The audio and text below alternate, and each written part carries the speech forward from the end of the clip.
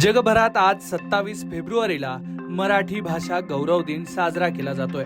ज्ञानपीठ पुरस्कार विजेते ज्येष्ठ कवी विष्णू वामन शिरवाडकर उर्फ कुसुमाग्रज यांच्या जन्मदिवसानिमित्त हा मराठी भाषा गौरव दिन साजरा केला जातो। याच निमित्तानं मनसे अध्यक्ष राज ठाकरे यांनी समाज माध्यमांवर एक खास पोस्ट शेअर केली आहे। मराठीचा गौरव कसा करायचा, संवर्धन कसं करायचं हे सांगताना राज ठाकरेंनी AI अर्थातच आर्टिफिशियल इंटेलिजन्सचं महत्त्व अधोरेखित करून दिलंय। राज ठाकरे यांच्या या पोस्टमधून त्यांनी मनसैनिकांना तसंच मराठी जनांना AIचा वापर वाढवण्याचं आवाहन केलंय। विशेष म्हणजे त्यांनी जे मराठी भाषिक नाहीत त्यांनाही शुभेच्छा दिल्यात। एकूणच राज ठाकरेंची ही पोस्ट नेमकी काय मुद्द्यांमधून जाणून घेऊ। जे मराठी भाषिक नाहीत पण जे मराठी भाषेचा इथे राहून आदर करतात आणि बोलतात किंवा बोलायचा प्रयत्न करतात त्यांना देखील मनपूर्वक शुभेच्छा। दिल्लीत AI परिषद झाली, त्या सगळ्याचे संदर्भ पण डोक्यात घोळत होते। अँथ्रोपिकच्या कृत्रिम बुद्धिमत्ता प्रणालीने जगभरात जी घुसळण सुरू केली आहे, या अँथ्रोपिकचा मुख्य तंत्रज्ञान अधिकारी श्री राहुल पाटील ही मराठी व्यक्ती आहे। ही बाब महत्वाची आहे असं राज ठाकरेंनी म्हटलंय।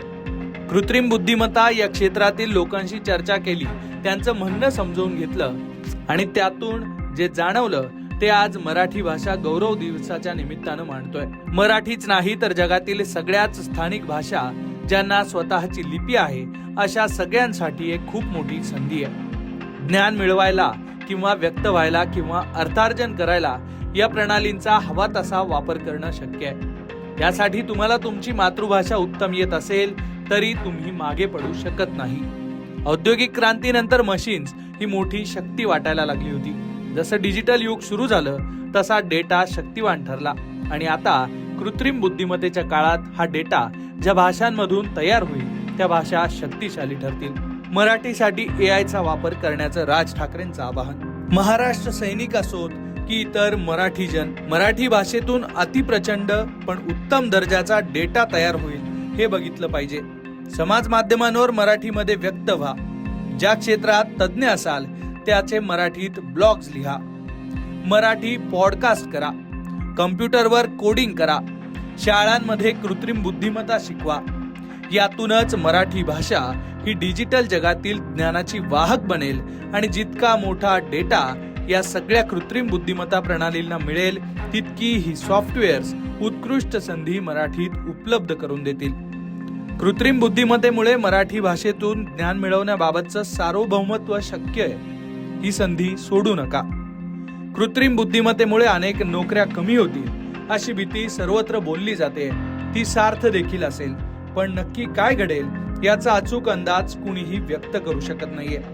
AI तंत्रज्ञान तुमच्या हातात आलं आहे, जे आत्मसात केलं तर पारंपरिक उद्योगधंद्यात काहीसा मागे पडलेला मराठी माणूस स्वतःचं खूप मोठं साम्राज्य उभं करू शकेल।